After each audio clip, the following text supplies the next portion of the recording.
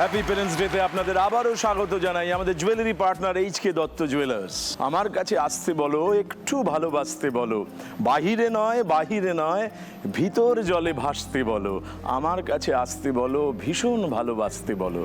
এই মঞ্চ সেই ভালোবাসার মঞ্চ। আপনারা চান বলে সবাই এখানে ভালোবাসার গল্প বলতে আসেন, আনন্দের গল্প বলতে আসেন। সেই সঙ্গে কখনো কখনো আনন্দাশ্রুও ঝরতে আমরা দেখি। আর সেই ভালোবাসার মঞ্চে আজকে আমাদের মাতাতে আসছেন দেবলীনা।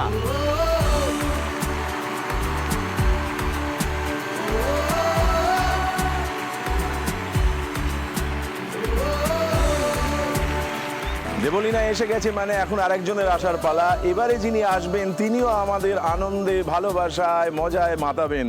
তিনি কৌশানী। কৌশানী আসছেন বাবা মাকে নিয়ে। কৌশানী, তোমাকে স্বাগত। স্বপ্নগুলো কাছে ছোট্টবেলার রূপকথারা এমনি করে বাঁচে,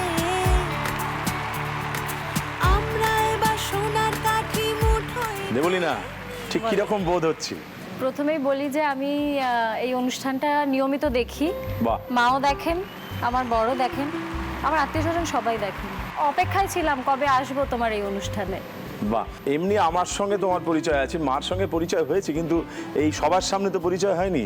সেই পরিচয়টা তুমি কিভাবে করাতে চাও সেইটার জন্য মুখিয়ে আছি। ছোটবেলা থেকেই দুপুরে এবং রাত্রে মা আমাকে গল্প বলে ঘুম পাড়াতেন। হ্যাঁ, কিন্তু সেই গল্পগুলো একদম ছোট, যখন খুব একটা আমার বোধ হয়নি তখন থেকেই। এখন বুঝতে পারি যে প্রত্যেকটা গল্পের শেষে একটি বক্তব্য থাকতো। যেমন ধরো, মিথ্যে কথা বলতে নেই, honesty is the best policy, এরকম ধরনের এক একটা করে বক্তব্য শেষে থাকতো, যেটা শুনে আমি ঘুমিয়ে পড়তাম। এখন বুঝতে পারি যে বড় হওয়ার পর যে সেটা কিভাবে রন্ধ্রে রন্ধ্রে ঢুকে গেছে ওই ঘুম পাড়ানি গল্প হিসেবে শুনতে শুনতে। তাই এখন ভীষণ লাকি মনে হয় যে আমার মা এরকম একজন মা যে আমাকে এরকম গল্প শুনে ঘুম পাড়াতেন। তো I am very proud of her. মায়ের নাম ছন্দা দত্ত। ছন্দা দেবী, নমস্কার। তবে মায়ের আরেকটা নাম আছে। আচ্ছা। মা লেখেন, লেখার সময় মা চন্দ্রলেখা দত্ত নামটি ব্যবহার করেন। আচ্ছা, বেশ। আজকে কি বললে আপনি খুশি হবেন? চন্দ্রলেখা না ছন্দা? কোন নামে আজকে ডাকলে আপনি খুশি হবেন? ছন্দা দত্ত। ছন্দা দত্ত, নিজস্ব নাম। কৌশানী, তোমাকে স্বাগত। তোমার সঙ্গে খুব ভালো লাগছে আলাপ হয়ে, কিন্তু তোমার বাবা মার সঙ্গে আলাপ নেই। একটু আলাপ করি দাও। এটা আমার মা, সঙ্গীতা নমস্কার। মুখার্জি। সঙ্গীতা দেবী, নমস্কার। এমন একজন আমার লাইফে যাকে ছাড়া আমার একদিনও কাটবে না হয়তো, যাকে ছাড়া আমি এক পা চলতে পারি না, কারণ সেই ছোটোবেলায় হাত ধরেছিল, এখন অবধি হাত ধরে আছে। আর তখন বুঝিনি যে মায়ের গুরুত্বটা কী লাইফে, কিন্তু আজকে যত বড় হয়েছি দিনের সাথে আমি বুঝেছি যে প্রত্যেকটা স্টেপে আমাদের কাউকে একটা দরকার হয় যার কাছে গিয়ে কাঁদতে পারি, যাকে গিয়ে বলতে পারি, যাকে বলার আগে দুবার ভাবতে হবে না। তো আমি এই শোতে এসেছি আজকে আমার দো আনমোল রতনকে নিয়ে। এটা আমার বাবা, মিস্টার রানা মুখার্জি। নমস্কার রানাবাবু। আমার মেয়ের জন্য আমি খুব গর্বিত, কেননা ছোটোবেলা থেকে ও, মানে আমি যখন স্কুলে যেতাম, ওর রেজাল্ট আনতে যেতাম, তখন ও টিচাররা আমাকে কমপ্লেন করতো, আপনার মেয়ে খুব টকেটিভ, আপনার মেয়ে খুব কথা বলে, এই জন্যে ওর রেজাল্ট খারাপ হচ্ছে। সেটা আমি এসে বাড়িতে বকাঝকা করতাম। তারপর দিনকে দিন যত ক্লাস উঁচু হতে লাগলো তত দিন ও নিজেকে কন্ট্রোল করে নিয়েছে। নেওয়ার পরে আমি যখন রাত্রিবেলা অফিস থেকে বাড়ি ফিরতাম, তখন দেখতাম যে কী রে, তুই পড়ছিস না কেন, তো পাস করবি কী করে? তখন বললে, তোমাকে চিন্তা করতে হবে না, তুমি রেজাল্টটা দেখে নিও। সেই জন্য আমি গর্বিত যে আইএসসি, তারপর আইএসসি, তারপরে গ্র্যাজুয়েশান, কোনো সময় আমার বলতে হয়নি, খুব ভালো মার্কস দিয়ে পাস করেছে। আমি আমার মেয়ের জন্য খুব গর্বিত। বাহ। এই যে তোমার বাবার চোখ থেকে, মুখ থেকে গর্ব একেবারে ঝরে ঝরে পড়ছে, এটা তুমি কিরম ভাবে, এটাকে ভাবলে কি আনন্দ পাও? আমার এটা লাইফে সবচেয়ে বড় অ্যাচিভমেন্ট যে আজ থেকে 2 বছর আগে হয়তো কৌশানীকে কেউ চিনতো না, কিন্তু এই 1 বছরের মধ্যে কৌশানীকে সবাই চিনেছে, আর বাবা মাকে সবাই কৌশানীর বাবা মা হিসাবে জানে। তো আজকে বাবা আমাকে সেটাই অলওয়েজ গর্বের সাথে বলে যে যেখানে যাই আমি তোর নাম ইউজ করতে পারি, যে আমি কৌশানীর বাবা। তো এটা আই থিঙ্ক আমার কাছে বড় অ্যাচিভমেন্ট, আর আমার বাবা মায়ের কাছে এটা একটা গর্বের ব্যাপার।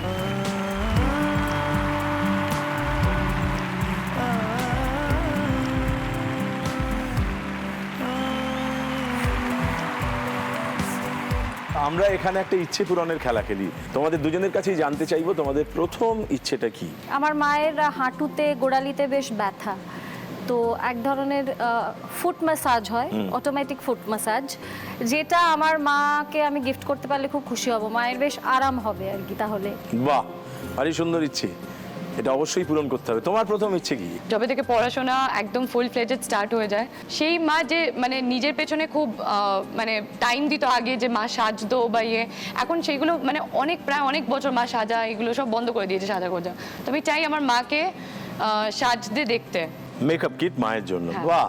কিন্তু যে বিজয়িনী হবেন তাকে আর একটা বিশেষ ইচ্ছে পূরণ করতে হবে, এবং সেটা আজকের সর্বশ্রেষ্ঠ ইচ্ছে, সেটা আমাদের সকলের হয়ে।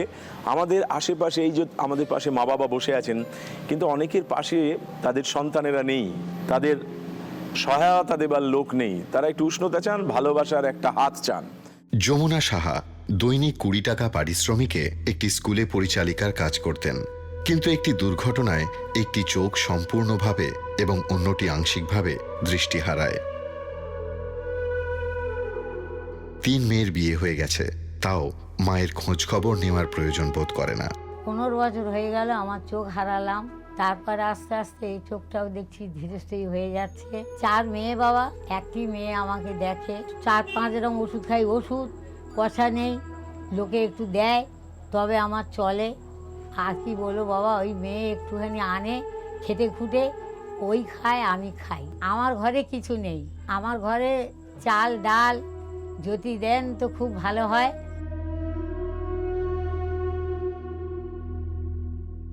আমরা সেই সাহায্য, সেই উষ্ণতা, সেই ভালোবাসার হাত বাড়িয়ে দিতে চাই আজকের যিনি বিজয়িনী হবেন তার হাত ধরে। আজকের প্রথম প্রশ্নটা আসছে। আমার টেনশন হচ্ছে ভীষণ। ভারী সুন্দর, টেনশন হওয়া ভালো। শুনেছি টেনশন হলে না এই শো এর সবথেকে ইন্টারেস্টিং পার্ট কি জানো? কি? তোমার দেওয়া ক্লুগুলো আমার ভারী ভালো লাগে। আমি দেবো, ক্লু দেবো, নিশ্চয়ই দেবো। তুমি যেমন বলছো নিশ্চয়ই দেবো। তোমার আজকের প্রথম প্রশ্নটা তোমার দিকে আসছে, এটাকে খুব ভালো করে দেখো, বিবেচনা করো, বিচার করো, শান্ত হয়ে টেনশন না করে উত্তর দাও। দেখা যাক।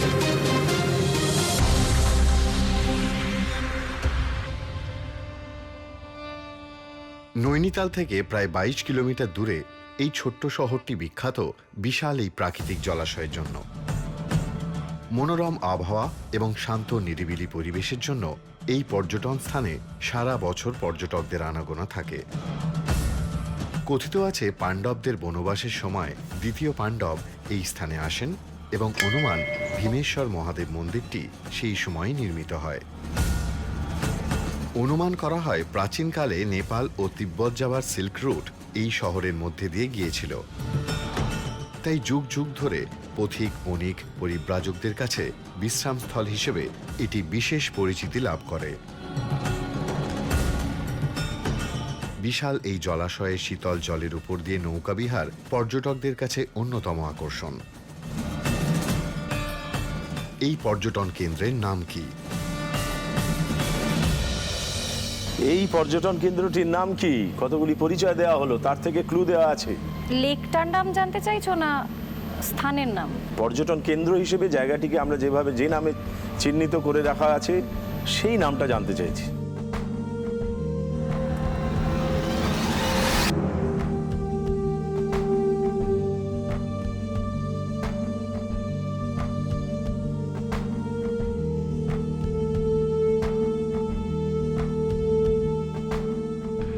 নৈনিতালের কাছাকাছি আর কোন পর্যটন কেন্দ্র বিখ্যাত বা যেখানে লোকে যায়? Corbett, driving ডিস্টেন্সে।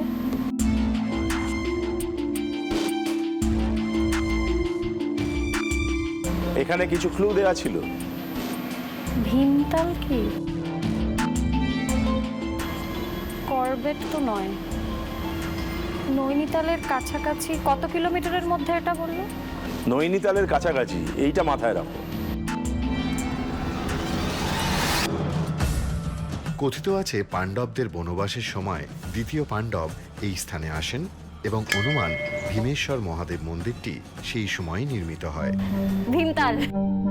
কি কারণে? ক্লু ছিল একটা, রামায়ণ। করবেট নয়। এই মুহূর্তে যে ছবিটা আমার সামনে আমি দেখতে পাচ্ছি তাতে ভীমতালই হবে। আমার মনে হয় করবেট হলে একটু জঙ্গল, একটু পশু দেখতে পেতাম হয়তো। তুমি গেছো এই জায়গাটায়? করবেটে গেছি আমি। ভীমতালে যাও, অথচ এখন তুমি যেতে চাইছো। কি সাহস! তুমি চ্যালেঞ্জ করতে চাও?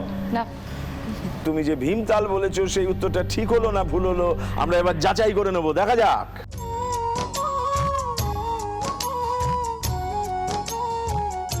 এই পর্যটন কেন্দ্রের নাম ভীমতাল। भीम जी जो है अज्ञातवास के टाइम में यहाँ आए, पांचाली को पानी की प्यास लगी तब भीम ने गदा मार के झील का निर्माण किया, इसलिए इसका नाम भीमताल पड़ा।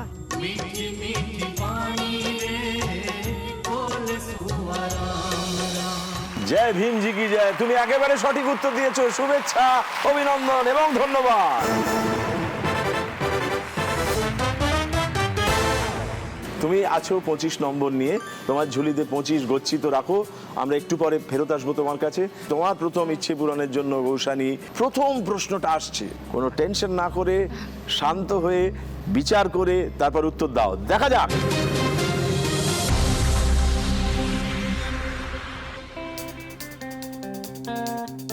আজকে একটা স্পেশাল ডিশ বানিয়ে দেখাবো।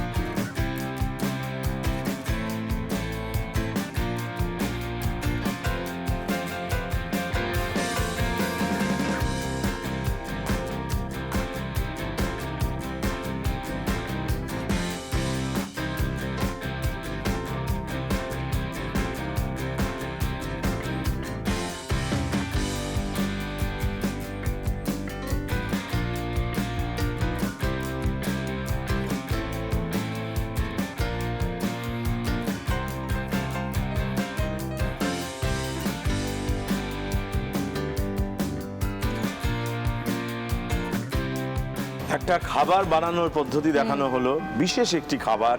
এই খাবারটির নাম কি? দেখে তো মনে হচ্ছে ফ্রাইড ওয়ান্টন।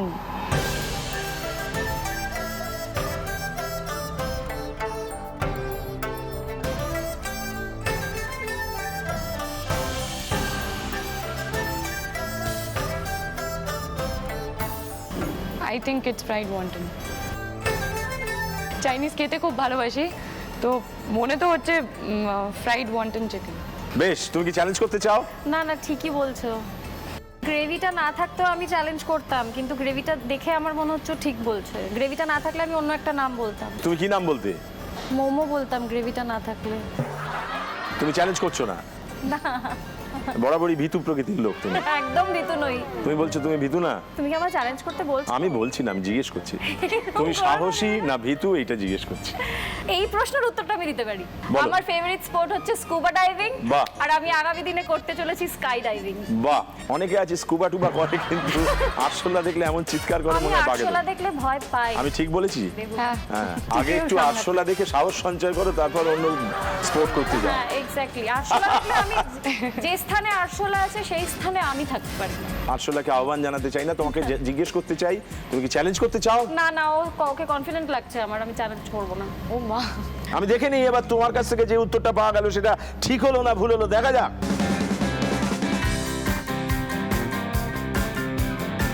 এটা একটা চাইনিজ ডিশ, এটাকে বলা হয় চিকেন ওয়ান্টন। চিকেন ওয়ান্টন, একেবারে ঠিক উত্তর দিয়েছো তুমি। তোমার প্রথম প্রশ্নের উত্তর দিয়ে তুমি 25 নম্বর তোমার ঝুলিতে নিয়ে নিয়েছো। বাহ, দেবলীনা, তোমরা দুজনে এসেছো, তোমার এই পাশে একটি চেয়ার ফাঁকা। এই শূন্যতার কারণটি একটু সবিনয়ে জিজ্ঞেস করছি। আমার যখন 9 বছর বয়স, তখন আমার পিতৃবিয়োগ হয়। আমি তখন ক্লাস 3-তে পড়ি। তারপর থেকে আমি আর মা আর আমি, আমার পৃথিবীটা আমার মাকে নিয়ে, আমার মায়ের পৃথিবীটা আমাকে নিয়ে। কিন্তু এবং আমি যে আজকে অভিনয় জগতে যতটুকু করেছি, যা কিছু করেছি, মায়ের সাপোর্ট ছাড়া কিচ্ছু করতে পারতাম না। কারণ মায়ের এক্সক্লুসিভ সাপোর্টটার দরকার ছিল, সেরকমই একটা সিচুয়েশনে আমি ছিলাম, না হলে কিছু করতে পারতাম না এই জগতে। তবে এইটুকু আমি জানি যে বাবা যদি থাকতেন তাহলে আমি জয়েন্ট ফ্যামিলিতে বড় হয়েছি, একটু কনজারভেটিভ আমার ফ্যামিলি ছিল, মা নন কনজারভেটিভ। বাবা যদি থাকতেন তাহলে কিন্তু বাবা ফুল সাপোর্ট করতেন আমার প্রফেশনকে, কেননা বাবা একদম কনজারভেটিভ ছিলেন না। তারপর তোমার ওর সঙ্গে বেড়ে ওঠার এই দিনগুলো সুখেই কাটছিল, কিন্তু যবে থেকে তুমি আর পেলে না দুর্ভাগ্যবশত, তারপরের দিনগুলো সময় তুমি ওকে কিভাবে চাইতে বা কি হতো, মানে ভেতরে কি কথা হতো তোমার সঙ্গে নিজের? যেটা হতো সেটা হচ্ছে যে আমি একটা জিনিস বুঝতে পারতাম যে মায়ের যেটুকু কষ্ট, যেটুকু মিস করা, মা না সবটাই কামোফ্লাজ করে রাখতেন। আমার মায়ের সামনেই বলছি আজকে এটা, আর আমি ভান করতাম যেন আমি কামোফ্লাজড হচ্ছি। মা আমাকে বোঝাতে চাইতেন না, আর আমি না বোঝার ভান করতাম, কিন্তু মায়ের যে কষ্ট হচ্ছে সেটা আমি বুঝতে পারতাম। ওই বয়সেই বুঝতে পারতে? হ্যাঁ, আবার ভাইসি ভার্সাও হতো যে আমার কষ্ট হচ্ছে, আমি চাইতাম মা না বুঝুক, মাও ভান করতেন তখন যেন আমার কষ্টটা বুঝতে পারতেন। আসলে কেউই সাকসেসফুল হতাম না, দুজনের কষ্টটা বুঝতাম এবং চাপা দিতাম। কিন্তু আমার সেই দিনগুলো সব থেকে বেশি করে মনে পড়ে দেবুদা, যখন মাকে আমায় রঙিন শাড়ি পরানোর জন্য প্রচণ্ড লড়াই করতে হয়েছে। একটা সময় আমার মনে আছে আমি বলেছিলাম, মা তুমি যদি আমিষ না খাও, তুমি যদি রঙিন শাড়ি না পরো, তাহলে আমি আমিষ খাওয়া বন্ধ করে দেবো, দরকার হলে আমি খাওয়া দাওয়াই ছেড়ে দেবো। তারপরে আস্তে আস্তে সাকসেসফুলি সেটা মাকে করাতে পারতাম, কারণ ওইভাবে মাকে দেখার ভালো লাগা তো দূরের কথা, আমি মানতেই পারতাম না, কারণ আমি জানি আমার বাবা থাকলে এটা বাবা কখনো চাইতেন না। তারপরে শুরু হলো মাকে একটা টিপ পরানো নিয়ে লড়াই, সেটাতেও আমি সাকসেসফুল হয়েছি। মাকে ফাইনালি আমি টিপ পরাতেও পেরেছি এবং একটা নর্মাল লাইফে ফিরিয়ে আনতে পেরেছি। সেইটার জন্য তোমাকে কি তুমি বিশ্বাস করো যে এইগুলো তোমাকে দিয়ে ভেতরে ভেতরে করিয়ে নিতেন তোমার বাবা? হ্যাঁ, নিশ্চয়ই করিয়ে নিতেন। এখনো অনেক কিছু আছে জানো তো, অনেক হার্ডলস যেগুলো আমি পার করে যাই। মা পিলার হয়ে থাকেন সব সময়, কিন্তু এক এক সময় মনে হয় যেন অদ্ভুত একটা শক্তি আমাকে পুশ করে দিচ্ছে কোনো কিছুর একটার দিকে, হয়তো সেটা আমার বাবা, এটা আমার বিশ্বাস।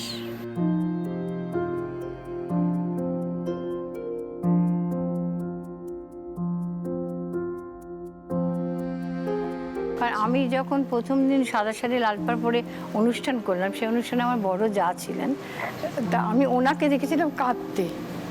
তাহলে খুশি হয়েছিলেন আমার জেঠিমা মাকে দেখে? আমার ধারণা এগুলো আমরাও নিজেদের মনের ভেতরে একটা করে বাধা তৈরি করে রাখি, আর বলি অন্যেরা, ভাঙতে তো নিজেকেই হয়। যেমন করে আপনার মেয়ে ভেঙে চলেছে একটার পর একটা, কিন্তু আপাতত মায়ের জন্য একটা ইচ্ছে পূরণ করবার কথা তুমি বলেছো, সেই ইচ্ছে পূরণের একেবারে দোরগোড়ায় দাঁড়িয়ে আছি আমরা প্রথম পর্বের দ্বিতীয় প্রশ্নটা তোমার দিকে এগিয়ে দেব। তুমি প্রশ্নটাকে গ্রহণ করো, বিচার করো, বিবেচনা করো, তারপর উত্তর দাও। দেখা যাক।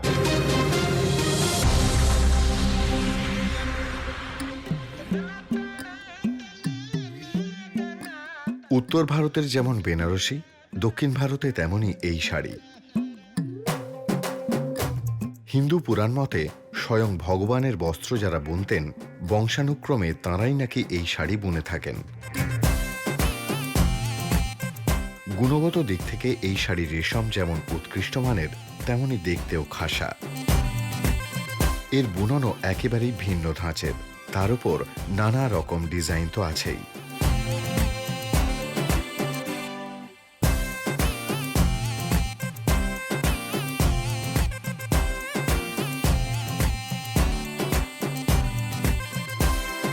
এটি কোন শাড়ি? এটি কোন ধরনের শাড়ি? একটি শাড়ির পরিচয় দেওয়া হলো। মনে হচ্ছে মায়ের হেল্প নিতে হবে, আমার শাড়ি সম্পর্কে জ্ঞান বেশ কম। শাড়ি পরতে ভালোবাসি, কিন্তু খুব একটা শাড়ি চিনি না। ক্লু দেয়া ছিল, আমরা যখন শাড়িটা সম্পর্কে পরিচয় দিচ্ছিলাম কোথাকার শাড়ি বলেছি। হ্যাঁ, তা বলেছো। সেইটা ধরে এই ধরনের শাড়িকে আমরা কি বলে থাকি?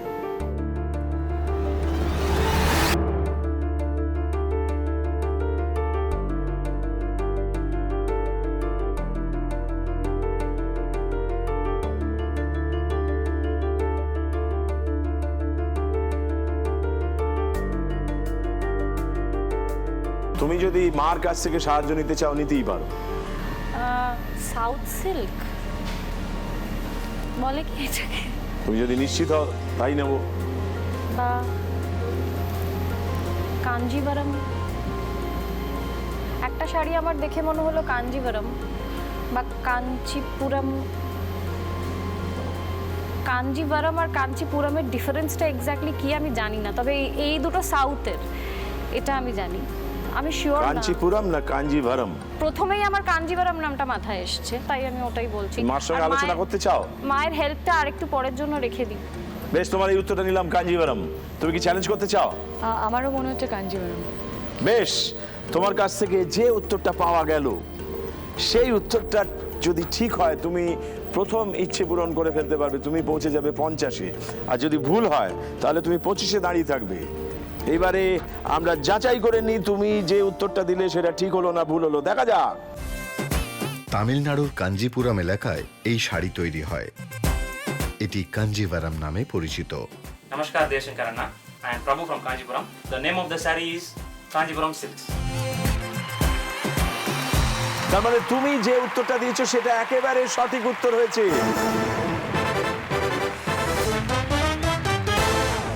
এবং সেই সঙ্গে তুমি পৌঁছে গেছো 50 নম্বরে।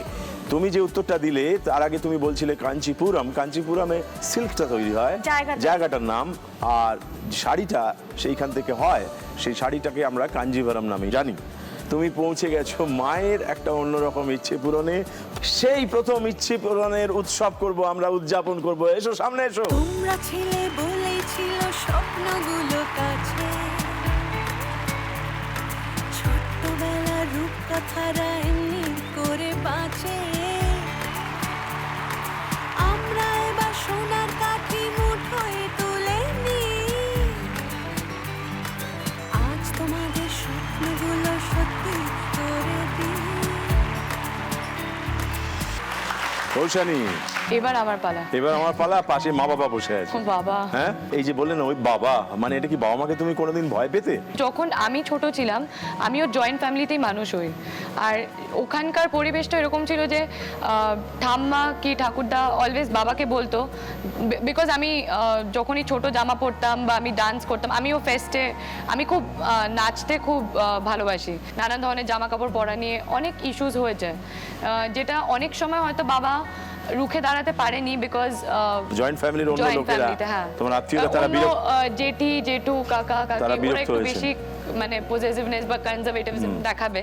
আর মা সেই পিলারটা যে অলওয়েজ আমার জন্য লড়েছে, না ও নাচবেই। আমার উপর তাদের অনেকটা মানে বিরক্ত মানে রাগ হয়েছে, কিন্তু আমি তাদেরকে বলেছি যে আমার মেয়ের সাথে আমি গেছি, আমি নিজে হাতে করে তাকে সেই জায়গায় নাচতে রিহার্সাল করতে দিয়ে এসেছি, সেই জায়গায় দেখে এসেছি আমার মেয়ে করবে, আমি তাকে বিশ্বস্ত জায়গায় দিয়ে এসেছি। মা আমার কাছে এতটাই মানে ক্লোজ, বাবাও আমার কাছে ক্লোজ, কিন্তু অনেক কিছু হয় যেগুলো আমি মেয়ে হিসেবে হয়তো বাবাকে গিয়ে দুম করে বলতে পারবো না, কিন্তু মাকে আমি মানে বললাম না, মানে সেটা যদি কোনো বয়ফ্রেন্ড কেসে হয় মা জানে, বাবাকে হয়তো বলতে পারবো না। আবার বাবার সাথে যেমন খুনসুটি বেশি, ভালোবাসাও বেশি, তো মানে আবদারও বাবার কাছেই সব। তো বাবা আমার প্রত্যেকটা আবদার রেখেছে, কিন্তু অনেক সময় হয়েছে যখন বাবা আমাকে কিছু বোঝাতে এসেছে আমি সেটার গুরুত্বটা বুঝিনি যে বাবা কেন বলছে আমাকে, কিন্তু আমি তাতে রিয়াক্ট করে মাকে বলেছি, বলে দাও বাবাকে আমার এরকম বাবা চাই না। হ্যাঁ, তো এটার জন্য ভাবি আজকে আমি বলছি কান ধরে, প্লিজ ক্যামেরার সামনে সবাই দেখছে, আই এম সরি। আমি ঠাকুরকে এখনো এটাই বলি যে আমাকে এরকমই বাবা মা দিও। এরকম হচ্ছে আমি যত আবদার করেছি, যেহেতু আমি একমাত্র সন্তান, তো আমি যা আবদার করি আমি তুমি কি ওই একমাত্র সন্তানের সুযোগটা নাও? মাঝে মাঝে নিই, মিথ্যে কথা কেন বলবো, নিই। মানে যেটা আমি সবচেয়ে বেশি আবদার করি পুজোর সময়, পুজো আসা মানে আমাদের বাড়িতে হচ্ছে একটা মানে বিশাল ব্যাপার। আর এরকম একটা আমার এটা একটা রুল অ্যাকচুয়ালি বলতে পারো, আমার 20টার নিচে জামা হয় না পুজোর। এই জন্য বাবা মাঝে মাঝে বলে তুই তো মানে মেনটেনেন্স কস্ট বিশাল হাই, তো তোকে যে বিয়ে করবে আমি তার কথা ভাবি। বাবা এই চিন্তায় পাগল হয়ে যায়, বাবা তো আমাকে হ্যান্ডেল করে না, কিন্তু তার কি হবে। তাহলে তো এরকম লোক খুঁজতে হবে নাকি? আছে এরকম লোক? হ্যাঁ, পেয়ে যাবে। মানে সেটাও তুমি দায়িত্ব নিয়ে নিয়েছো? মা বাবার সম্মতি ছাড়া কোনোদিনই কিছু করবো না লাইফের, এত বড় ডিসিশন তো নেবোই না। কিন্তু তাকে তো ওটা জিজ্ঞেস করবে যে 20টার উপর জমা দিতে হবে প্রত্যেকবার। সে মানে আমার সাথে ঘুরতে ঘুরতেই বুঝে যাবে এক্সপেন্সিভ জিনিস। এবার তোমাকে জিজ্ঞেস করি, সে মানুষটা খুব ভালো হলো কিন্তু 20টা দিতে পারলো না তোমাকে, তুমি কি তাকে নেবে না? হ্যাঁ, নেবো। তুমি এই যে তোমার বাবা মাকে পেয়েছো, এরা যদি ঠিক 20টার বদলে 18টা দিত, কোনো বছর 16টা দিত, কোনো বছর 10টা দিত, তাহলে কি তুমি এই বাবা মাকে আগের মতোই ভালোবাসতে? নেক্সট জন্মে আমি যদি মা বাবা চাই তাহলে যেন এই মা বাবাই পাই, কারণ আমার এটা আফসোস থাকবে হয়তো মনে যে আমি 20টা নিচে জামা পেলাম, কিন্তু এটা কোনোদিন থাকবে না যে বাবা নিশ্চয়ই কোনো অসুবিধা হচ্ছে তাই দিতে পারেনি। এটা নিয়ে আমি কোনোদিন মানে যেদিন না সফট হার্টেড, বোঝালে বুঝে যায়। তাহলে কেউ কি এখন তোমায় বোঝাচ্ছে? তুমি এরকম ফাঁসাবে আমাকে? আমি কি তোমায় ফাঁসাচ্ছি? না না, স্পেশাল বন্ধু ওরমভাবে নেই, বাট মানে এত তাড়াতাড়ি করারও ইচ্ছা নেই, কারণ এটা আমার মানে ক্যারিয়ারের প্রথম ধাপ বলতে পারো। তো আমি সবে আমার ক্যারিয়ারের দিকে এগিয়েছি, তো সেই ক্ষেত্রে আমি এখন কাজে মন দিতে চাই, অ্যান্ড কাজটাই আমার কাছে সব। অ্যাক্ট্রেস হওয়ার আগে অ্যাকচুয়ালি আমি টিচার ছিলাম, আমি পড়াতাম। হ্যাঁ, হ্যাঁ। এটা শুনে খুব ভালো লাগলো যে তুমি কোনোদিন প্রয়োজন হলে, এই যে তুমি একজন হিরোইন হয়েছো, একজন নায়িকা, কিন্তু প্রয়োজন হলে তুমি একদিন দিদিমণি হয়ে যেতে পারবে, এবং তোমার সঙ্গে যে মানুষটা থাকবে দরকার হলে তাকে 20টা জামা কাপড় কিনে দেওয়ার জন্য তুমি একটার পর একটা টিউশন করে যাবে, এবং তাকে বলবে যে আমি আছি তোমার পাশে। আমি আছি। হ্যাঁ, আমি আছি। এই তো একে বলা হয় স্ট্রেংথ। হ্যাঁ, বাহ, ওমেন স্ট্রেংথ। হ্যাঁ, বেশ। এই স্ট্রেংথ নিয়ে তুমি ঢুকে পড়ো তোমার দ্বিতীয় প্রশ্নে। খুব মন দিয়ে দেখবে, শুনবে, বিচার করবে, তারপর উত্তর দেবে। দেখা যাক।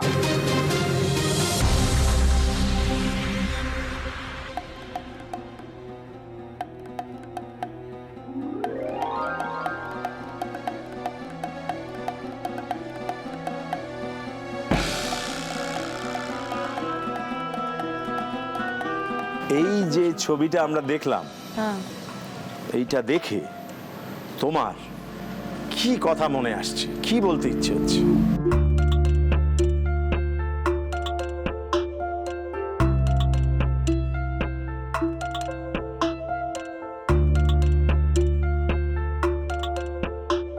কি দেখছো? সিক্রেট পাহাড় কোনো সিনেমার সাথে জড়িয়ে? কোনো সিনেমার নাম বা কিছু? একটা শব্দ।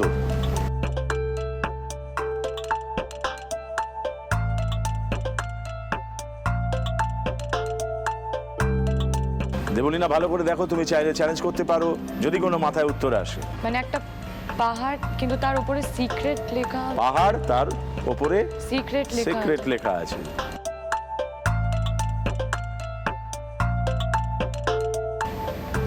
Top, mountain top.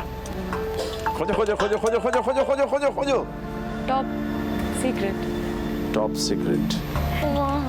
কি কারণে তুমি বলছো? পাহাড়ের টপ, তার উপরে সিক্রেট লেখা আছে, তো টপ সিক্রেট। এটাই তোমার উত্তর? হ্যাঁ। তুমি চ্যালেঞ্জ করতে চাও? না, ঠিক উত্তর। আমরা দেখে নিই উত্তরটা আসলে কি, দেখা যাক।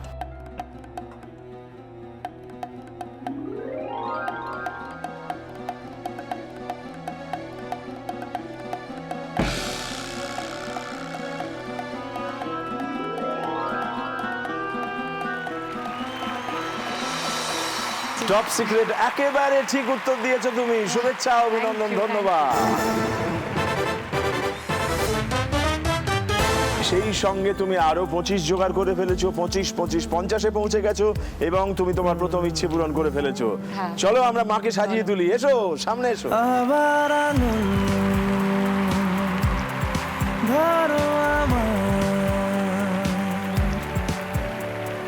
বেরিয়ে আসি চলো আমায় কেবল। আমার foundation studio fix nail polish, এটা তোমার খুব পছন্দ হবে কালার।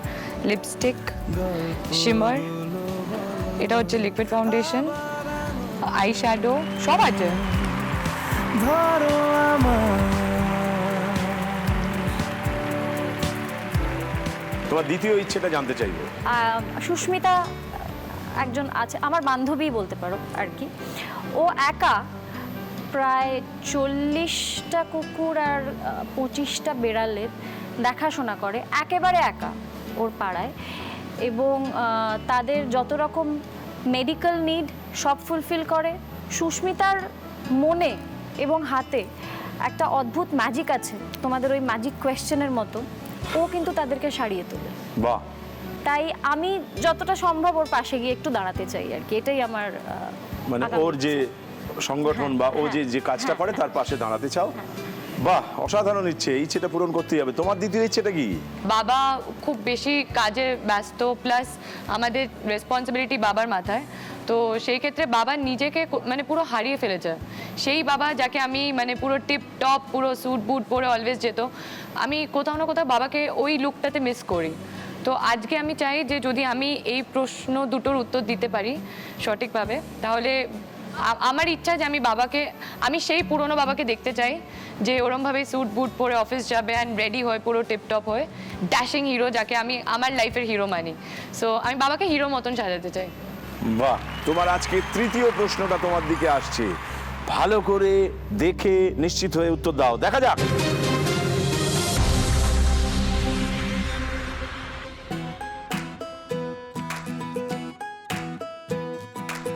নিউ মার্কেটে একবার বাজার না করলে কলকাতা দর্শন সম্পূর্ণ হয় না। চারিদিকে এত ঝলমলে মল সত্ত্বেও নিউ মার্কেটের গ্ল্যামার কিন্তু এক বিন্দুও কমেনি, কারণ এখানে প্রায় 2000-এর উপর স্টল আছে। টার্কি পাখির মাংস থেকে শুরু করে নাহুমের কেক, চানাচুর থেকে শুরু করে লেটেস্ট ট্রেন্ড জামা কাপড়, নিউ মার্কেটে পাওয়া যায় না এমন জিনিস নেই। নিউ মার্কেটের মতো ভ্যারাইটি জিনিস মানে কোনো শপিং মলেও পাওয়া যাবে না। এটা এমন একটা জায়গা, আপনি যা চাইবেন নিয়ে যাবেন। নিউ মার্কেট স্থাপিত হয় 1874 সালে। কলকাতা মিউনিসিপ্যাল কর্পোরেশনের উদ্যোগে এটি প্রথম বাজার। সাম্প্রতিক অতীতে নিউ মার্কেটে একাধিকবার আগুন লেগে যায়। প্রতিবারই ফেনিক্স পাখির মতো নিউ মার্কেট আবার জমে উঠেছে। নিউ মার্কেট এখন কলকাতার প্রাণ শক্তির প্রতীক।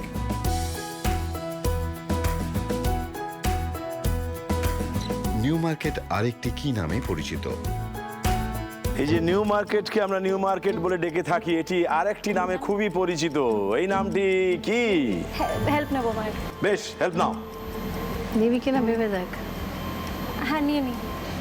হক মার্কেট, হক মার্কেট, হক মার্কেট। হক মার্কেট। তুমি কি এই উত্তরটা গ্রহণ করতে চাও? হ্যাঁ। হক মার্কেট। তুমি কি চ্যালেঞ্জ করতে চাও? না, ও চ্যালেঞ্জ করতে চায় না। এবার দেখে নি তুমি মায়ের সাহায্য নিয়ে যে উত্তরটা দিলে সেটা ঠিক হলো না ভুল হলো, দেখা যাক। হক সাহেবের মার্কেট। তার মানে তোমার মায়ের সাহায্য নিয়ে যে উত্তরটা দিয়েছো সেটা একেবারে সঠিক উত্তর হয়েছে, হক মার্কেট বা হক সাহেবের মার্কেট।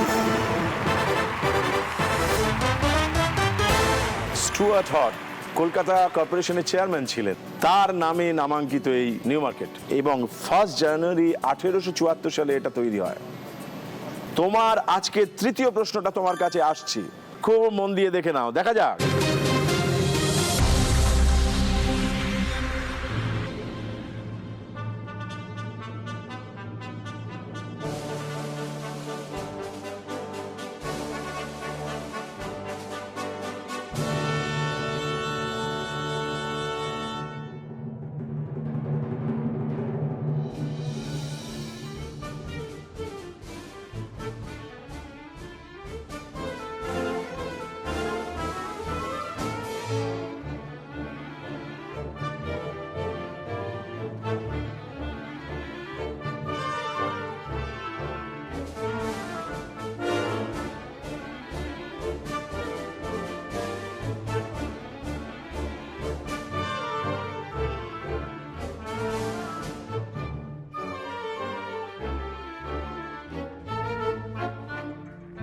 তিনটি ছবি তোমাকে দেখানো হলো, এইটা থেকে একটা শব্দ খুঁজে পেতে হবে, সেই শব্দটা এই তিনটে ছবির সঙ্গেই মিলে যাবে।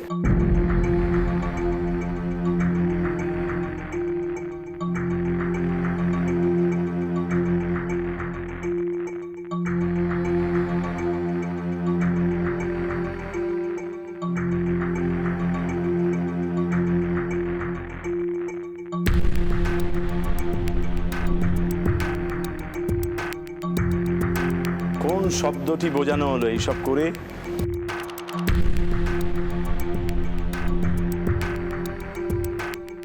আঙুল। যেমন কি করে? আঙুলের ছাপ, আঙুল দিয়ে রিড করে আঙুলের বাজানো। চাপ? হ্যাঁ, ছাপ ছাপ ছাপ। ভয় হচ্ছে, এটা দাঁড়াও। আঙুল দিয়ে আমরা রিডগুলোকে মানে বাজাই, আর আঙুল দিয়ে ঘি খাই। আঙুল আমার মনে হচ্ছে। মনে হচ্ছে তোমার?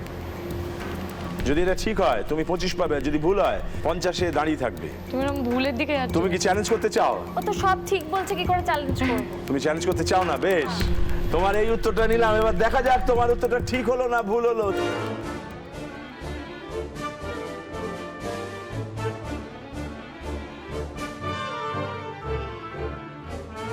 আঙুল, একেবারে ঠিক উত্তর দিয়েছো তুমি। শুভেচ্ছা, অভিনন্দন এবং ধন্যবাদ।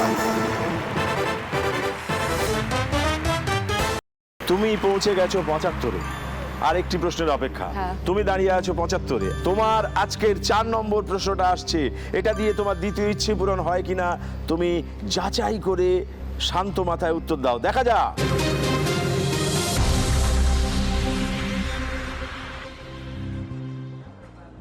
আদা, হ্যাঁ, আদা ছাড়া কোনো রান্নার স্বাদ খোলে না। শুধু রান্না কেন, সর্দিতে গলা জ্বালা, একটুখানি আদা মুখে দিন, দেখবেন অদ্ভুত এক আরাম হয়। প্রচন্ড অরুচি, মুখে 2 কুচি আদা ফেলে দিন, দেখবেন সঙ্গে সঙ্গে জল কাটতে শুরু করেছে এবং স্বাদও ফিরে এসেছে। কোনো কোনো আচারে আদা না পড়লে মনে হয় কি নেই কি নেই। নানান রকম ওষুধ, পানীয়, সুগন্ধি তৈরি করতেও আদা অপরিহার্য। চা দেবেন তো আদা দিয়ে? বিভিন্ন রকমের শরীর খারাপ, যেমন জন্ডিস, বদহজম, আমাশা, এইসব ছাড়াতেও কিন্তু আদা খুব কাজে লাগে। এখন প্রশ্ন হলো, আদার নাম আদা কেন? ইনি মধু জ্যাঠা, মাঝে মাঝে আসেন, এরকম অদ্ভুত সব প্রশ্ন করেন। উনি জানতে চাইছেন আদার নাম আদা কেন। আদাকে আদা কেন বলি আমি, মা কি জানো তাহলে সাহায্য এই করবো? নামটির একটা কারণ আছে।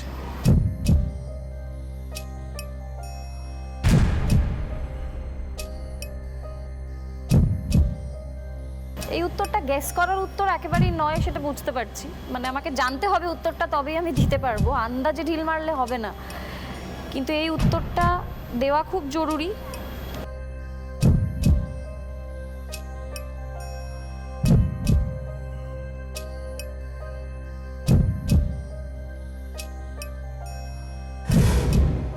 এটা আমি জানি না। এটা আমরা গলায় আদা রাখি কেন?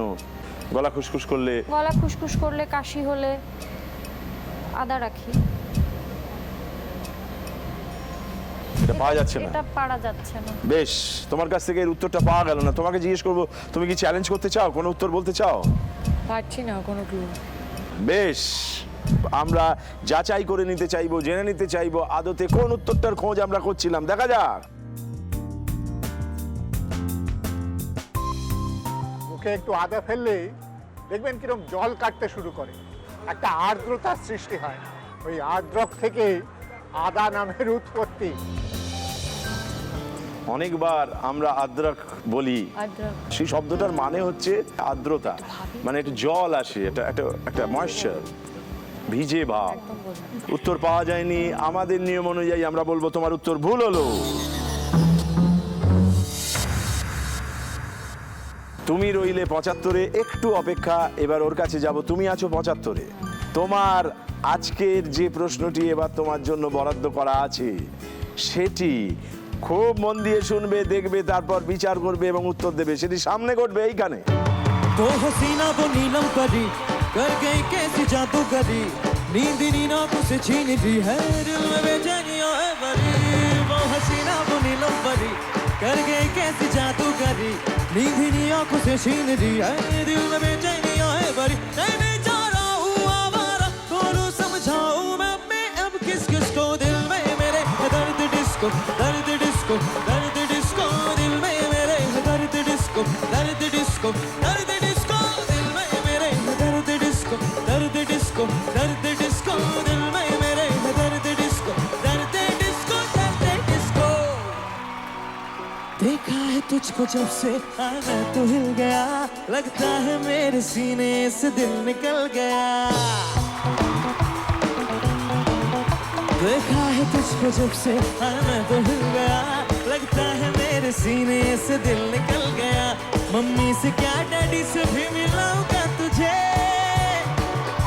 और जो भी मैं कहूँ तुझे लगता है क्यों गलत। हर पलट तेरा ध्यान किधर है, ये तेरा हीरो इधर है, तेरा ध्यान किधर है, ये तेरा हीरो इधर है, तेरा ध्यान किधर है, ये तेरा हीरो इधर है।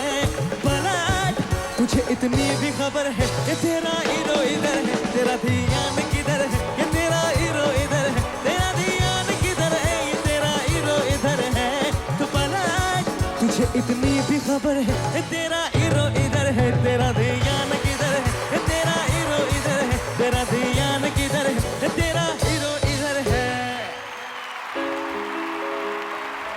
अरे 12 महीने में 12 तरीके से तुझको प्यार जताऊंगा मैं डिंका चिका डिंका चिका डिंका चिका डिंका चिका रे रे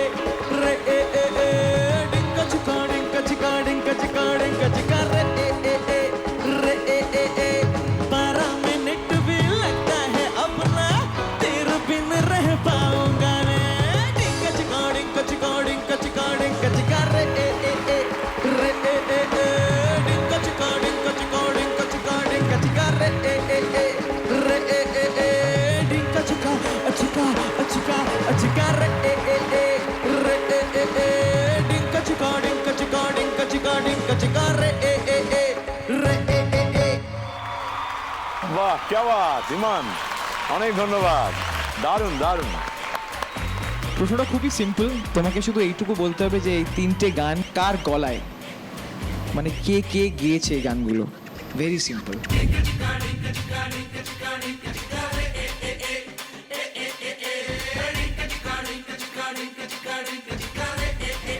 দেবলীনা তুমি ভাবতে থাকো, আমরা ছবির নাম জানতে চাই না, আমরা সুরকারের নাম জানতে চাই না, আমরা গায়কের নাম জানতে চাই। প্রথম গানটা কি ছিল মনে আছে?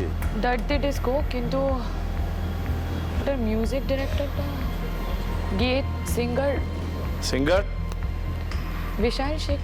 विशाल शेखर पॉइंट मैं तेरा हीरो तेरा ध्यान किधर है तेरा हीरो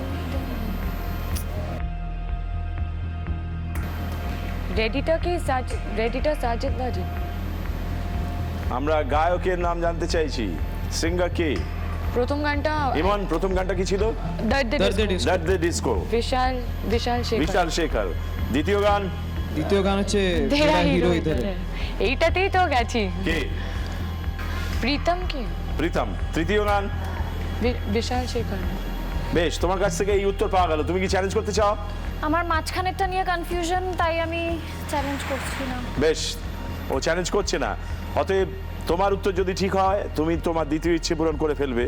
বেশ, আমরা ইমানের কাছ থেকেই জেনে নিই গানগুলো একবার করে একটুখানি গেয়ে এক লাইন তুমি সিঙ্গারের নামটা বলো। वो हसीना वो नीलम परी कर गई कैसी जादूगरी नींद नी आंखों से छीन दी है दिल में बेचैनियां है भरी।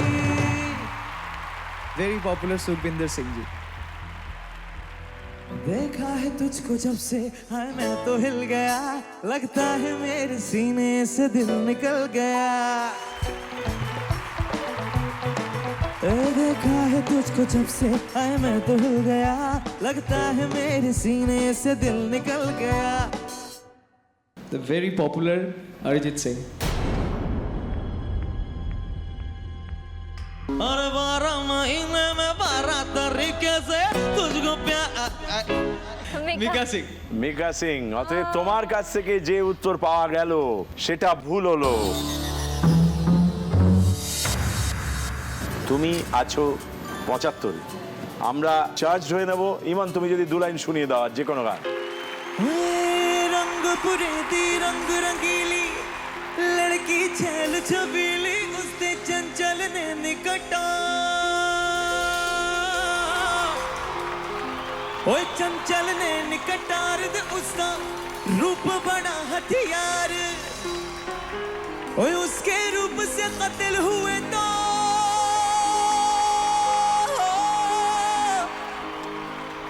ओए उसके रूप से कत्ल हुए तो चर्चा शुरू हुआ।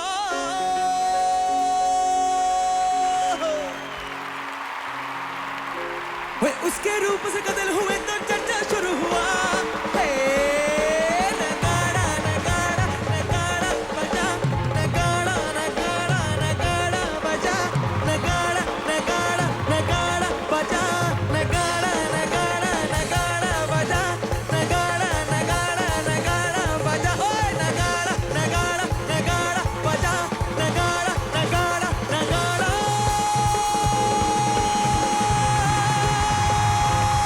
बजा। তোমার 25 নম্বর পেলেই তুমি পৌঁছে যাবে 100-তে।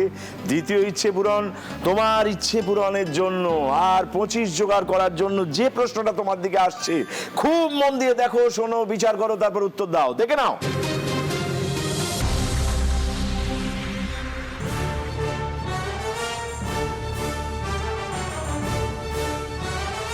এই ছবিটা দেখে তোমার কি কথা মনে পড়ছে? বর্ডার, তুমি কি বলবে? India Pakistan border. ভালো করে দেখো, এখানে কিছু ইঙ্গিত দেওয়া আছে।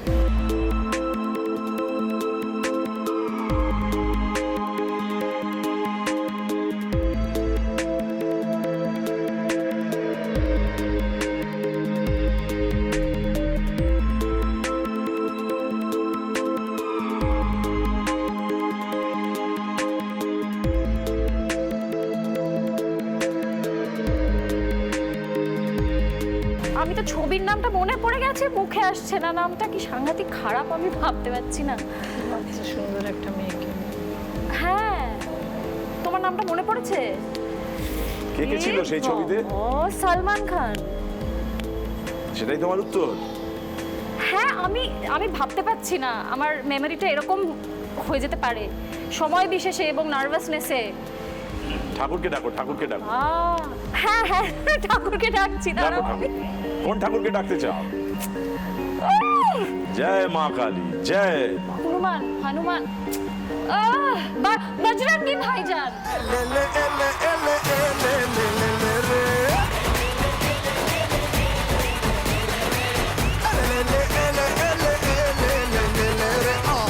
তোমার উত্তরটা জানতে চাই। বজরঙ্গী ভাইজান। কেন?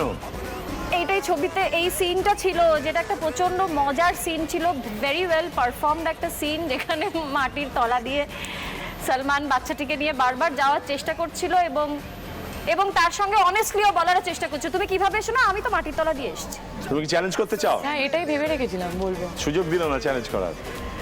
আমরা দেখে নিই তোমার দ্বিতীয় ইচ্ছে পূরণ হলো কিনা, অর্থাৎ তোমার উত্তরটা ঠিক না ভুল। দেখা যাক। तू जो मिला लो हो गया मैं काबिल, तू जो मिला तो हो गया सब हासिल, हाँ मुश्किल से ही आसा हुई मंजिल। তার মানে তুমি যে উত্তরটা দিয়েছো সেটা একেবারে সঠিক উত্তর হয়েছে। তুমি পৌঁছে গেছো 100-তে। 100-তে পৌঁছানো মানে তোমার দ্বিতীয় ইচ্ছে পূরণ। চলো তোমার ইচ্ছে পূরণ করবো। অনেক কিছু পাওনি জানি, সময় গেছে চলে, সব ছেড়েছো শুধু আমরা এগিয়ে যাব বলে। আজ তোমাদের ইচ্ছেগুলো উড়িয়ে দেওয়ার দিন। তো দেবলিনার ইচ্ছে পূরণ হলো, আর আমারও খানিকটা ইচ্ছে পূরণ হবে যে আমিও খানিকটা বেশি কাজ করতে পারবো, এবং সেটা হ্যাপি প্যারেন্টস ডে দৌলতে পারলাম আমি। এবং হচ্ছে কি আমি একজন মা হিসেবে এলাম, রাস্তার পশুদের মা হিসেবে এলাম। বাহ, क्या बात।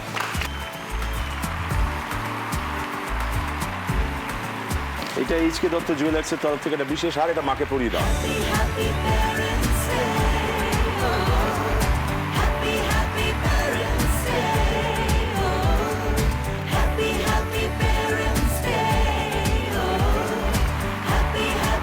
কৌশানী, তুমি আছো 75-এ। এইবার যে প্রশ্নটা আসবে সেটা তোমার 5 নম্বর প্রশ্ন। এটার উত্তর দিতে পারলেই তোমার আরো 25 হয়ে যাবে, তুমি 100-তে পৌঁছে যাবে। বেশ, তোমার 5 নম্বর প্রশ্নটা খুব মন দিয়ে দেখবে, শুনবে, বিচার করবে, তারপর উত্তর দেবে। দেখে নাও।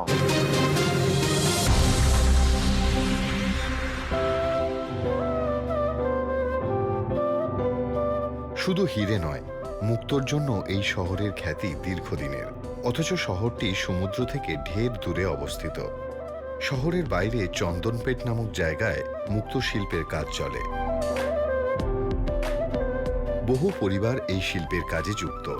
মুক্তোর বিস্তৃত বাজার থাকার কারণে শহরটিকে বলা হয় সিটি অফ পার্লস বা মুক্তোর শহর। এটি কোন শহর? এই শহরটিকে আমরা কি নামে চিনি? এটি কোন শহর?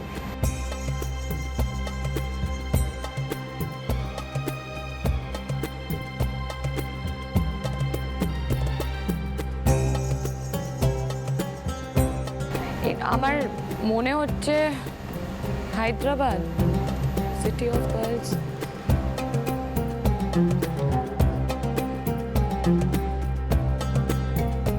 হায়দ্রাবাদ মনে হচ্ছে। চ্যালেঞ্জ করতে চাও? তোমার এই উত্তরটা নিলাম, ভুল হলো না ঠিক হলো আমরা বিচার করে নি, দেখা যাক। এই মুক্ত শিল্পের সমৃদ্ধির নেপথ্যে নিজামদের বিশেষ অবদান ছিল। সিটি অফ পার্লস বলা হয় হায়দ্রাবাদকে। এক গাল হাসি, হ্যাঁ হায়দ্রাবাদ, তুমি একেবারে ঠিক উত্তর দিয়েছো।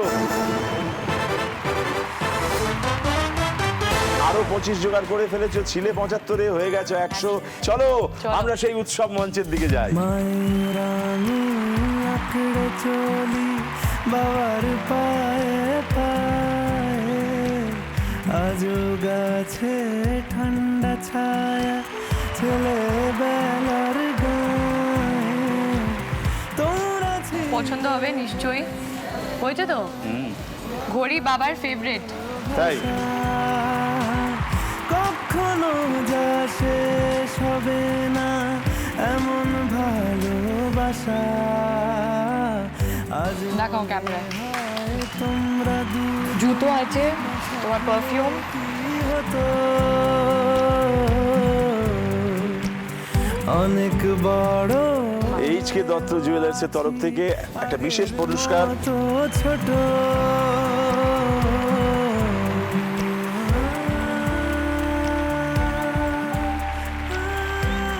দেবলীনা, তোমার তৃতীয় ইচ্ছেটা জানতে চাইবো। তৃতীয় ইচ্ছে মানে আমার মা ডিজাইনার আয়না খুব পছন্দ করেন আচ্ছা। বরাবরই। আমি চাই মায়ের মতন একটা লম্বা ডিজাইনার আয়না ঘরে থাকুক, মা সেটা সামনে দাঁড়িয়ে সাজুগুজু করুক, শাড়ি পরুক, এটাই ইচ্ছে। মায়ের জন্য আয়না, বাহ ভারী সুন্দর ইচ্ছে। তোমার? আমার তৃতীয় ইচ্ছাও মাকে নিয়ে, যে মায়ের অ্যাকচুয়ালি আমরা রিসেন্ট একটা ফ্ল্যাটে শিফট করেছি, মায়ের রুমটা এখনো বাকি আছে সাজানো প্রপারলি। মায়ের ঘর সাজানো, হ্যাঁ। বেশ। তোমার তৃতীয় ইচ্ছে পূরণ করব, তার জন্য তোমার কাছে একটি জাদু প্রশ্ন আছে আর একটি স্বাভাবিক সাধারণ প্রশ্ন আছে। এবার কি তুমি তোমার জাদু প্রশ্নটা চাইবে? তাহলে জাদু প্রশ্ন। বেশ, তোমার ম্যাজিক প্রশ্নটা এবার তোমাকে জাদু দেখাতে তোমার সামনে আসবে। এইটা বলতে পারলে তোমার তৃতীয় ইচ্ছে পূরণ হয়ে যাবে। খুব মন দিয়ে দেখো, বিচার করো, তারপর উত্তর দাও, দেখা যাক। নমস্কার দেবশঙ্কর দা, আজ আমি কই মাছের এমন একটা রান্না করব যার একদিকে ঝাল আর একদিকে টক। দেখ আমি দুটো কড়াইয়ে রান্না করব। এই রান্না করতে যা যা লাগে, প্রথমে কই মাছ, হ্যাঁ মাছের মধ্যে প্রথমে আমাকে হলুদ আর নুন মাখিয়ে নেব। এবার তুই একটুখানি আমাকে গ্যাসটা চালিয়ে দে, আমি তেলটা দেব। মাছগুলোকে এবার আমি ভাজবো। মোটামুটি এটা ভাজা হয়ে গেছে, এবার আমার সেকেন্ড স্টেপে আমরা যাব। এবার একটুখানি তুই তেল দিয়ে দে। এটা আমি টক করব আর এটা আমি ঝাল করব। এবার একটু রসুনটা এর মধ্যে দিয়ে দে, একটু সর্ষে দিলাম এর মধ্যে। হ্যাঁ, এবার আমি দইটা এর উপরে দিয়ে দিচ্ছি। এবার 1 চিমটে হলুদ দে, অল্প, হ্যাঁ অল্প। আচ্ছা এবার সর্ষেটা দে, তেঁতুলের কাঠ দেবো এর মধ্যে।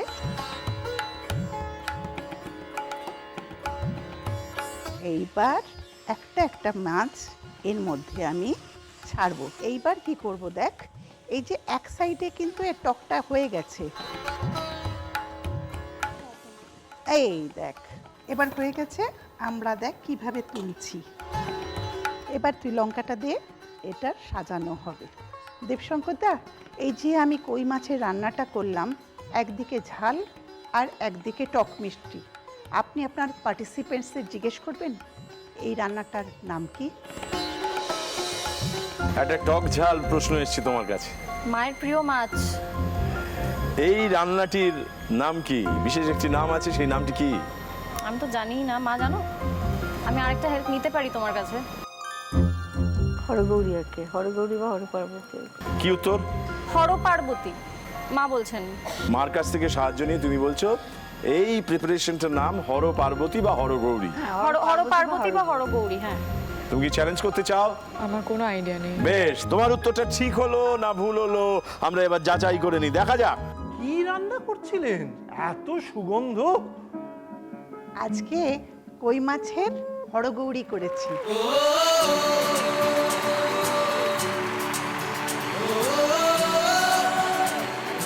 তার তার মানে তুমি মার কাছ থেকে যে উত্তরটা দিয়েছো সেটা একেবারে সঠিক উত্তর হয়েছে। তার মানে তুমি পৌঁছে গেছো 100 থেকে 1 লাফে 150-তে, মানে মায়ের জন্য তৃতীয় ইচ্ছে পূরণ। চলো আমরা উৎসব করি, উদযাপন করি। তোমরা ছিলে বলেই ছিল স্বপ্নগুলো কাছে, ছোট্টবেলার রূপকথারা এমনি করে বাঁচে।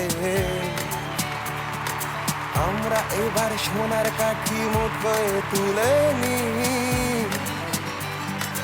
আজ তোমাদের স্বপ্নগুলো সত্যি করে দিই।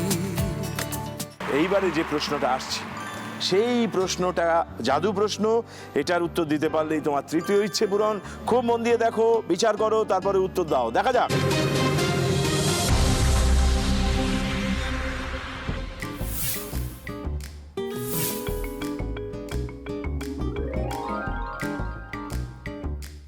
চারটে ছবি এসেছে হাতের, এর মধ্যে কোনটা বেশি চেনা?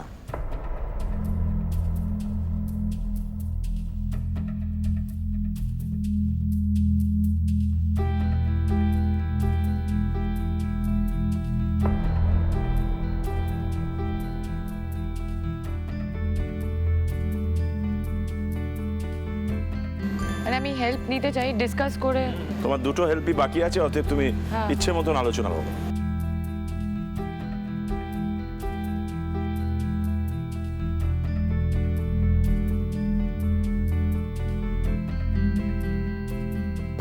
একটা মুঠো, মুষ্টিবদ্ধ হাত, একটা বুড়ো আঙুল, একটা হাতের তালু, আর একটা ভিক্টরি।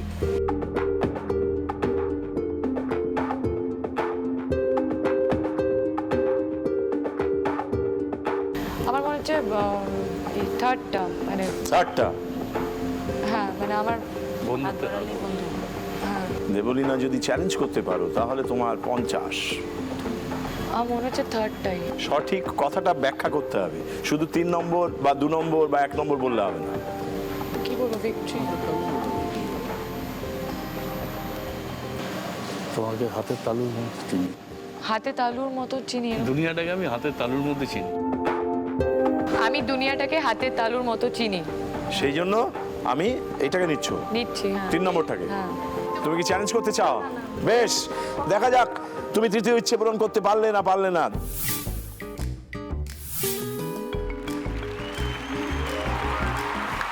বাবা তুমি না সত্যি। এই উত্তরটা একেবারে সঠিক উত্তর হয়েছে। শুভেচ্ছা, অভিনন্দন এবং ধন্যবাদ।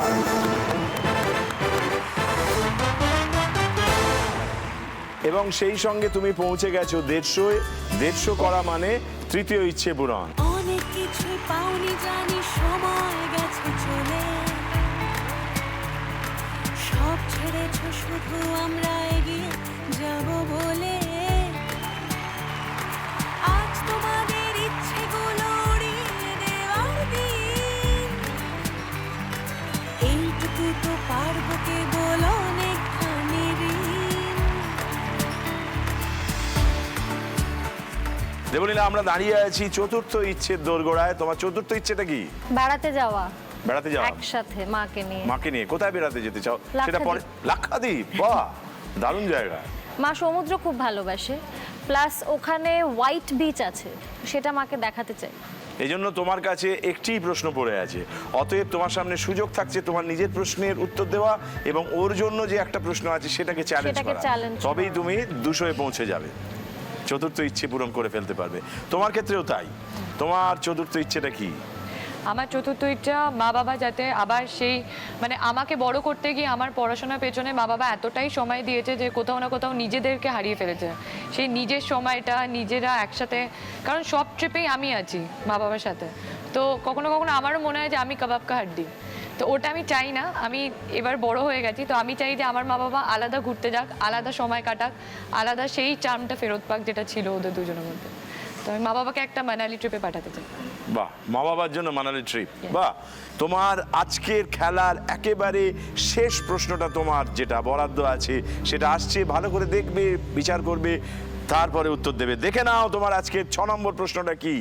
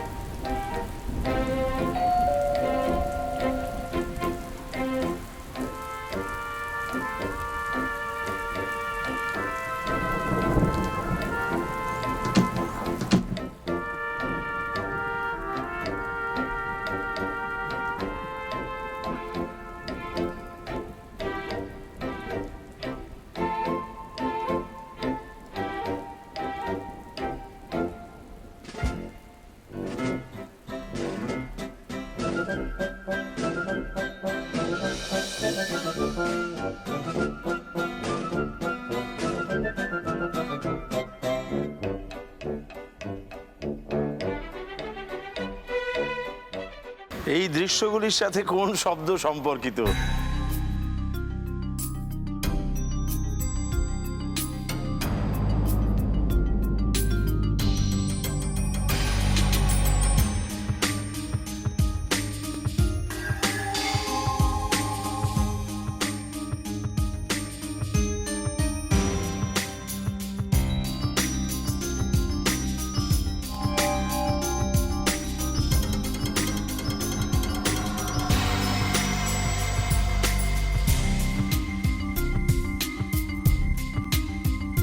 প্রথমটা তো জানলা, বৃষ্টির ছাঁট আসছে, জানলা দিয়ে বৃষ্টির ছাট। তাই তোমার উত্তরটা বৃষ্টি। মার সঙ্গে কথা বলার সুযোগ কি আছে তোমার? দুটো সাহায্যই বোধহয় চলে গেছে। না, সুযোগ নেই। সুতরাং আর সুযোগ নেই, তুমি একাই ঠিক করো। মা আর সাহায্য করবে। শিক, কি কারণে? কারণটা বলো। এটা যদি এটা শিক কাবাব মনে হচ্ছে আমার দেখে। হ্যাঁ, তাহলে কারণটা কি? শিক কাবাবের শিক, জানলার শিক আর ছাতার শিক। তুমি যদি এটা উত্তর হিসেবে দাও আমি নিতে পারি। তোমার উত্তর দাও, ফাইনাল উত্তর দাও। শিক। শিক। বেশ, তুমি কি চ্যালেঞ্জ করতে চাও? না, রাইট। তোমার কাছ থেকে যে উত্তরটা পাওয়া গেছে শিক, সেটা এবার ঠিক না ভুল সেটা আমরা যাচাই করে নি, দেখা যাক।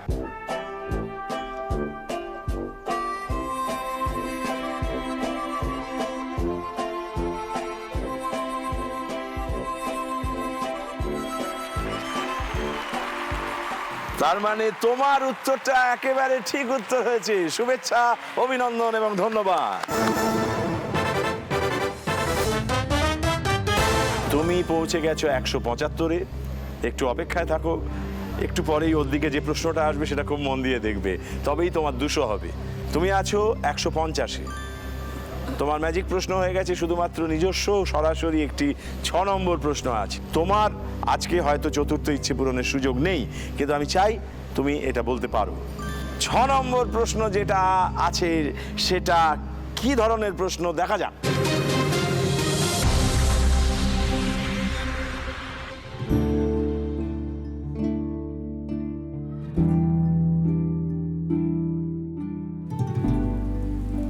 বৃষ্টি পড়ে এখানে 12 মাস। এখানে মেঘ গাভীর মতো চলে। বিখ্যাত এই কবিতার লাইনগুলি যেন সার্থক হয়ে যায় কেরলের এই শৈল শহরে এলে।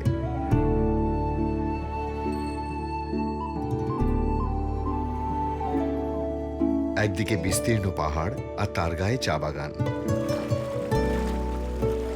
ঝর্ণা ঘেরা এই শহর তার চা বাগানের জন্য বিখ্যাত। এই শহরে মেঘেদের আনাগোনা লেগেই থাকে সারাদিন।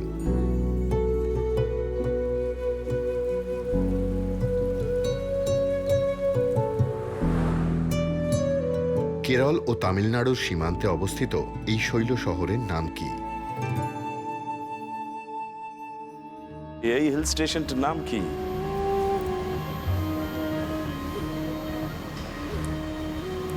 বলা হয়েছে কোথায়, কি ব্যাপার?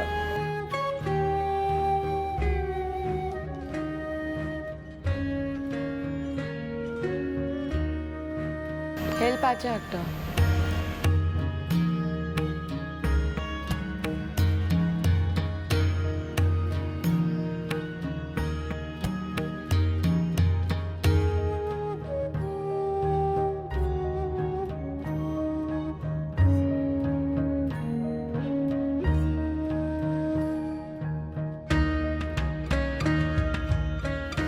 দেবলীনা, তুমি ভাবতে থাকো। তুমি যদি চ্যালেঞ্জ করতে চাও তাহলে তুমি 25 পাবে এবং তুমি তোমার চতুর্থ ইচ্ছেও পূরণ করে ফেলতে পারবে।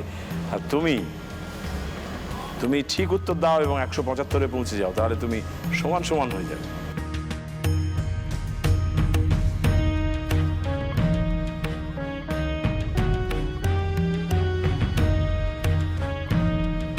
ভুল হবে মনে হচ্ছে। পন্ডিচেরি। পন্ডিচেরি নাও। পন্ডিচেরি নিলাম। তোমাকে জিজ্ঞেস করছি, তুমি কি চ্যালেঞ্জ করতে চাও? না।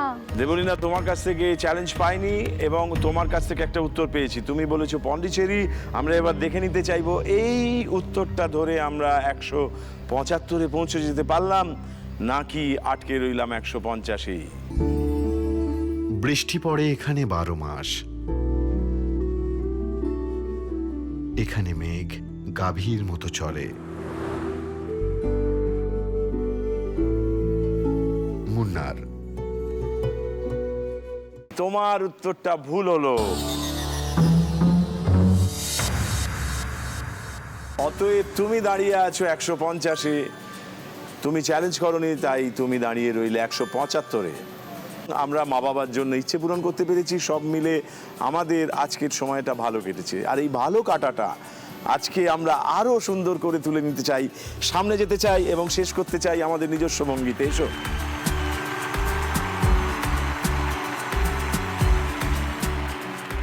আজকের খেলায় তুমি কিঞ্চিত বেশি পয়েন্ট পেয়েছো, তাই আজকের উইনার দেবলীনা এবং কৌশানী, তোমাদের দুজনেরই জন্য কিছু পুরস্কার আছে, আমরা সেগুলো এখন তোমাদের হাতে তুলে দেবো। এইটা হ্যাপি পেরেন্টস ডে একটা ট্রফি, এটা তোমার জন্য। এটা এইচকে দত্ত জুয়েলার্সের তরফ থেকে একটা গিফট ভাউচার 5000 টাকার, এটা তোমার জন্য।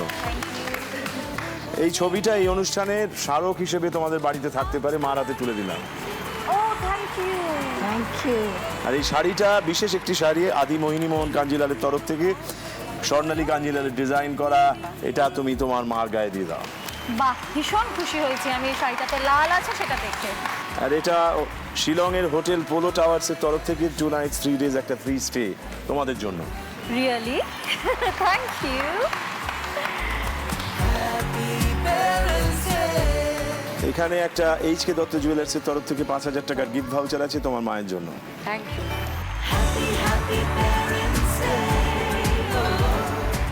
আর এই শাড়িটা আদি মোহিনী মোহন কাঞ্জিলালের তরফ থেকে স্বর্ণালী কাঞ্জিলালের ডিজাইন করা, তুমি তোমার মার গায়ে দিয়ে দাও।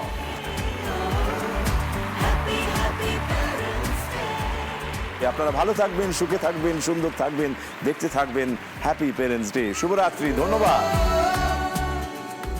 যমুনা মাসিমার বাড়িতে যাচ্ছি আমি এখন হ্যাপি পেরেন্টস ডের হাত ধরে। শুনলাম অনেক কথা ওনার সম্পর্কে, জীবনের বেশিরভাগ পথটি উনি পার করে এসেছেন, কিন্তু জীবনের লড়াই যেন আর শেষ হচ্ছে না। আমি যদি খানিকক্ষণের জন্য ওনাকে এই অনুভূতিটুকু দিতে পারি, মেয়ে হয়ে ওনার কাছে আছি, ওনাকে ভালোবাসছি, তাহলেই আমি নিজেকে ধন্য মনে করব। যমুনা দেবীকে জি বাংলা সম্মান জানাচ্ছে দেবলীনার মাধ্যমে। আগামী দিনে তোমার আর যা যা প্রয়োজন হবে, যেমন তোমার চোখের ট্রিটমেন্ট, রেগুলার বেসিসে যে ওষুধগুলো চলছে, আর সেগুলো যাতে ঠিক করে কাজ হয় তার জন্য ভালো করে পেট ভরে খাওয়া দাওয়া করতে হবে, পুষ্টিকর খাবার খেতে হবে। তুমি জানবে আজ থেকে তুমি আরেকটা মেয়েকে তোমার পাশে পেলে, আমি আছি পাশে সবসময়। মাসিমার সঙ্গে এই দেখা করার সুযোগ এবং ওনার পাশে একটু হলেও দাঁড়ানোর সুযোগ, ওনার হাতটা ধরার সুযোগ হ্যাপি প্যারেন্টস ডে যে আমাকে করে দিল, তার জন্য আমি সারা জীবন কৃতজ্ঞ থাকবো হ্যাপি প্যারেন্টস ডে এর কাছে।